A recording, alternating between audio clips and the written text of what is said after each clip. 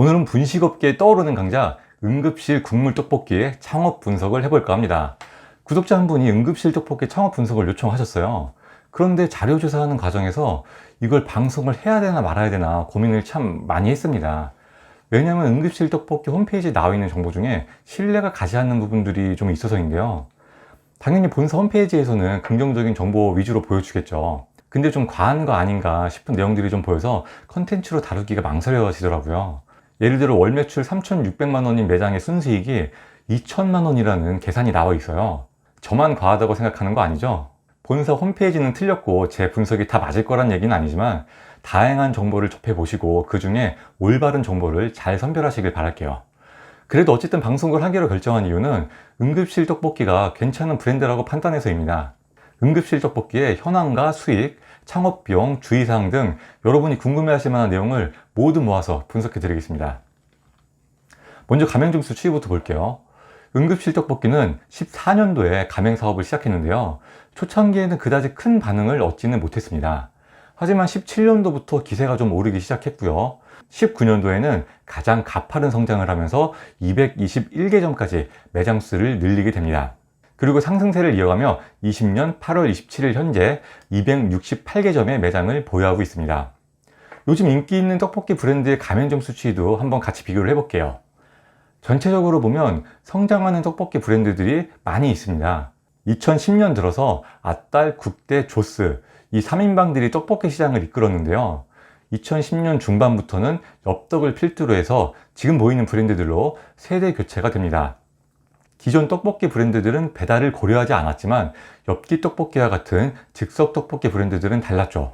조리가 간편하고 위생적이고 특히 객단가가 훨씬 높기 때문에 배달에도 적합한 즉석 떡볶이가 전성시대를 연 겁니다.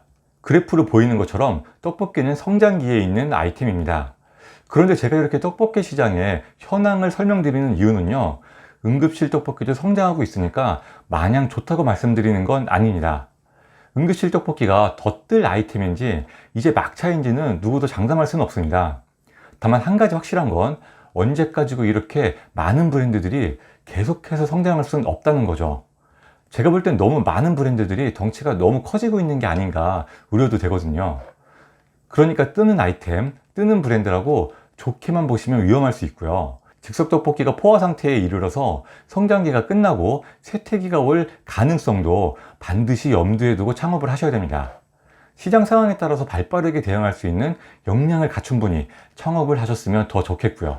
장사를 잘 모르는 분이 이렇게 뜨는 아이템에 올라섰다가 그게 막차라서 영영 돌아가지 못하는 경우가 정말 많거든요.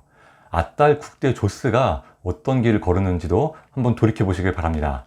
다음은 개설, 폐점, 추이입니다. 개설은 상승세가 점점 더 커지는 게 눈에 띄는데요. 엽기 떡볶이 매장 수가 500개점에 가까워지다 보니까 더 이상 개설할 곳이 많이 없거든요. 그래서 응급실 떡볶이로 창업 수요가 좀 몰리지 않았나 추정됩니다. 폐점은 거의 없이 안정적인 모습입니다. 다음은 가맹점 월평균 매출입니다. 가맹점 수가 많이 늘어나고 있음에도 불구하고 매출도 많이 증가하고 있는데요. 19년도에는 월 매출 2,400만 원을 기록했습니다. 엽기 떡볶이나 청령다방처럼 5천만 원에 육박하는 엄청난 평균 매출은 아니지만 꾸준히 성장하면서 나름대로 준수한 매출을 올리는 중입니다. 다음은 예상 수익을 볼게요.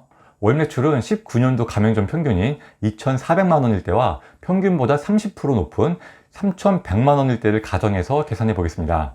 응급실 떡볶이의 재료비 비중은 매출의 27%라고 본사 홈페이지에서는 밝히고 있는데요. 매우 긍정적인 상황에서의 수치일 것이라고 보여져서 저는 35%로 잡았습니다.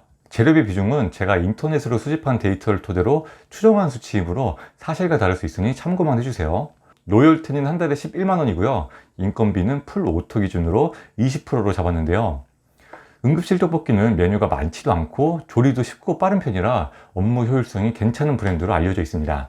배달비는 매출의 50%가 배달이고 객단가는 17,000원, 그리고 배달비로 고객에게 1,000원을 받는다는 가정하에 계산을 했습니다. 배달앱 사용비와 광고비도 역시 매출의 50%가 배달앱으로 이루어지고 그 50%에서 10%만큼이 비용으로 나간다는 전제하에 계산을 했습니다.